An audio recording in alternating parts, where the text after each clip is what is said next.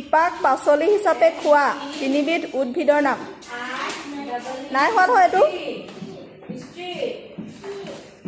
কি বাৰু শিপাক পাচলি হিচাপে খোৱা তিনিবিধ উদ্ভিদৰ নাম কি মূলা গাজৰ বিট হয়নে এইটো শুদ্ধ কৰিবা দেই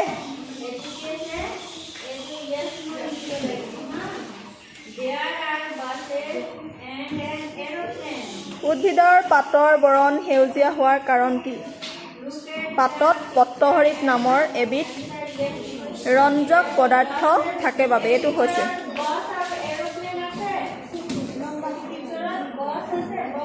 হ'ল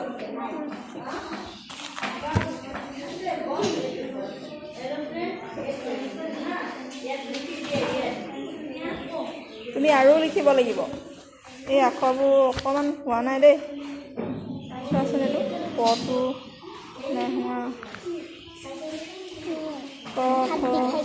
হাত বিষাই গ'ল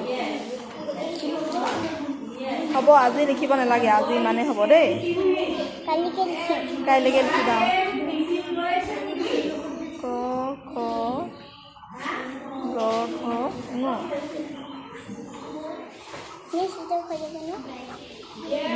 ঘৰ যাবা আৰু এবাৰ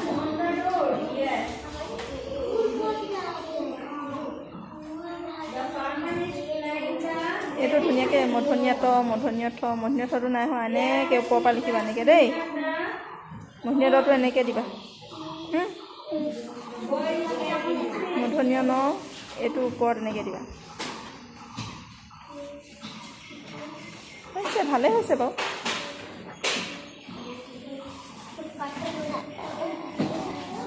এনেকৈ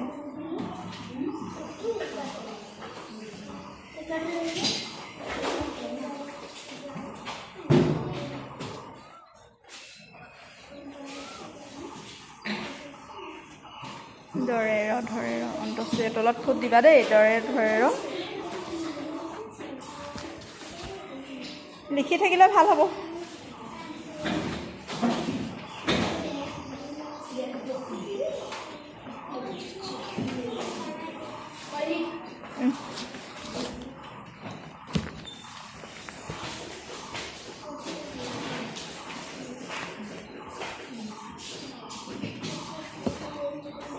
পাতত পত্ৰহৰিত নামৰ এবিধ ৰঞ্জক পদাৰ্থ থাকে বাবে পাতৰ বৰণ সেউজীয়া হয়নে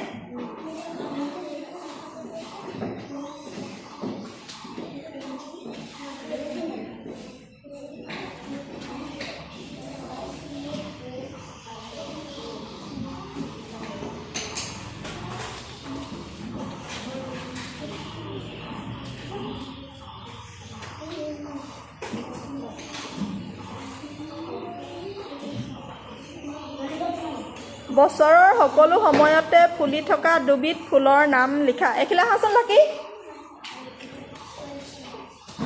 এইটো নয়নতৰা আৰু জবা এইটো হৈছে বাৰু দেই গ্ৰীষ্ম ঋতুত হোৱা তিনিবিধ ফলৰ নাম লিখা গ্ৰীষ্ম মানে কি গ্ৰীষ্ম মানে গৰম দিন হয়নে কমলা বগৰী ৰবাব টেঙা এইটো ভুল হৈছে নে কমলা বগৰী নহয় নহয় গ্ৰীষ্মত শীতকালতহে হয় কি হ'ব তেতিয়া ইয়াত কঁঠাল লিচু আম হয়নে কঁঠাল লিচু আম দেই মই লিখি দিছোঁ বাৰু ইয়াত এইটো ভুল হৈছে বাইদেউ এইটো ভুল হৈছে তুমি ইয়াত পাচলিৰ নাম লিখিব দিছে তুমি ফল মূলৰ নামহে লিখি দিলা এইবোৰ পাচলি নহয় নহয়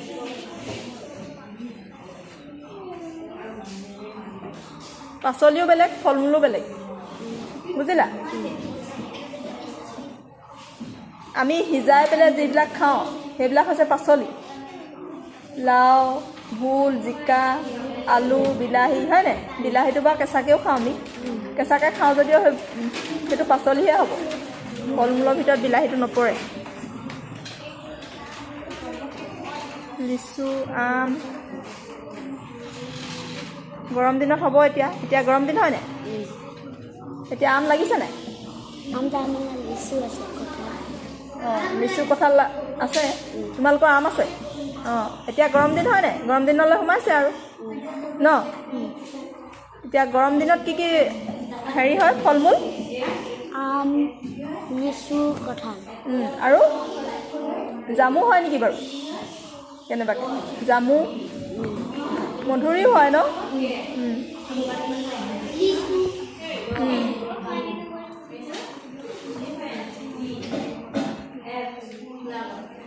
চাৰিবিধ বহুগুটীয়া ফলৰ নাম। মধুৰি দেই, মধুৰি নহয়, মধুৰি। ডালিম, বেল, অমিতা, মধুৰি এইকেইটা হৈছে বাৰু।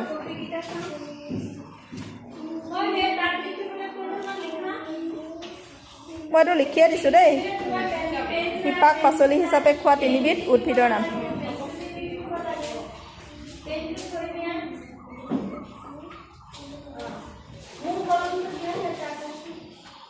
মূলা, গাজৰ আৰু কি আছিলে? বিট।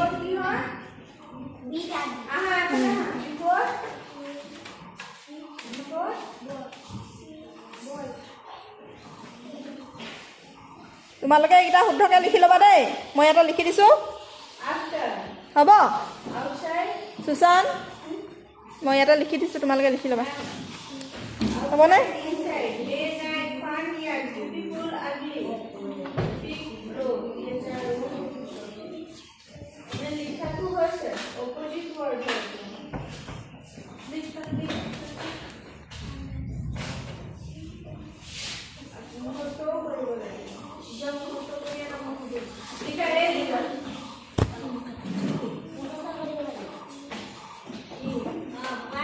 তোমালোকে শুদ্ধ কৰি লোৱা ইয়াৰ পৰা চাই। এইখন বহীখন লৈ যোৱা, লাকিক দি দিছোঁ মই ধুনীয়াকৈ তাক শুদ্ধ কৰি দিছোঁ।